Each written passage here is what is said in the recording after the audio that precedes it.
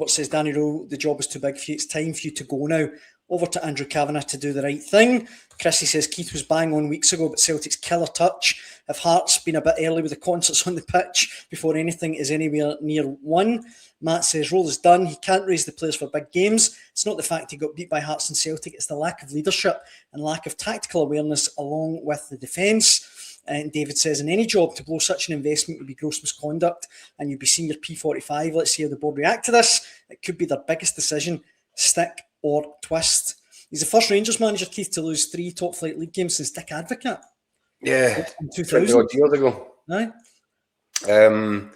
Look, I don't know. I'm not going to use him like a human pinata here, Dan. Mm-hmm. But I've been voicing my concerns about Danny Rohl's sort of credentials for this position since before he was appointed, and nothing has changed in my mind. Mm-hmm. I think he certainly seems as if he's a really pleasant young man. But he got the job in the back of 18 months at Sheffield Wednesday. Mm-hmm. I just don't see any set of circumstances where that even gets you invited entry level into the conversation about becoming the next manager of Rangers. And I'm afraid that, and I know, and people will say correctly, of course, that he worked under Hansi Flick at Bayern Munich and with the German national side. That's good experience. It's very different being out in front centre. He did an okay job at Sheffield Wednesday, and a troubled Sheffield Wednesday, obviously. But his biggest achievement as a manager was a 12th place finish in the second tier of English football. And what parallel universe are you living where that is good enough for consideration for the Rangers job? In Kevin Thelwell's world, that's where you're living. Because it was only Kevin Thelwell that and by the way, having been chasing after Danny Rohl in the summer before he decided that Russell Martin was the best fit, he fancied Danny Rohl then, and then one by one, if you remember back, you had Steven Gerrard, you had Muscat, and they took it in turns to say, I don't think I could work under these circumstances, i.e. with Kevin Thelwell. And as they fell over, Kevin Thelwell produced Danny Rohl again. I'm afraid that's a legacy issue that Rangers are left to deal with. One of many legacy issues that they've been left to deal with. Andrew Kavanagh has shown that clearly he realised, a bit late to the party, that Thelwell's judgment was not to be trusted. That's why Kevin Thelwell's no longer in the position.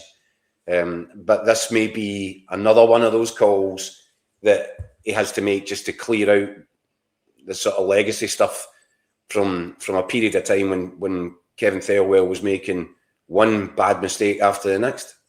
John in the comments says Rangers need a figurehead manager. What's your gut feeling, Keith? Do you think he will be in charge at the start of next season?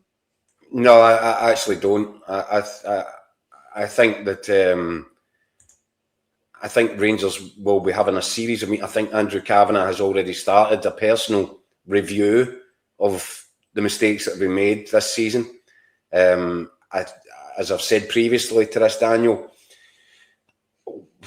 when he first came in the door, he was solely focused on getting the deal done because it was a highly complex transaction to get a hold of so many different sets of shares from so many different places to get the deal done.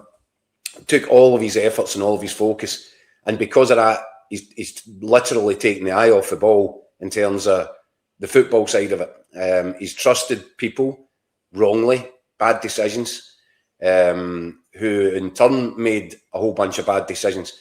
And if you remember, and I don't want to harp back on about it, but that's why I said repeatedly last summer, Daniel, things are likely to get worse for Rangers before they get better under Andrew Kavanagh.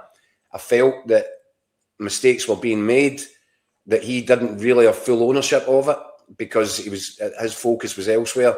I think now you see a guy who's got all that stuff done and is now taking a much more hands-on approach to the football side of things.